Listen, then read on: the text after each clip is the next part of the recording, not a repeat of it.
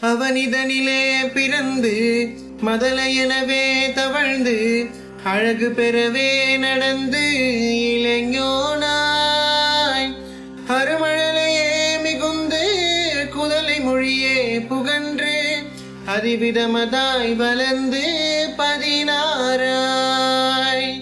சிவகலைகளாகமங்கள் மிகவும் அறையோதும் அன்பர் திருவடிகளே நினைந்து துதியாமல் தெரிவயர்கள் ஆசை மிஞ்சி வெகு கவலையாய் உழன்று திரியுமடியேனையுன்றன் அடி சேராய் மௌன உபதேச சம்பு மதியருகுதேனி தும்பை மணிமுடியின் மீதணிந்த மகதேவள் மனமகிழவே அணைந்து ஒரு புறமதாக வந்த மலை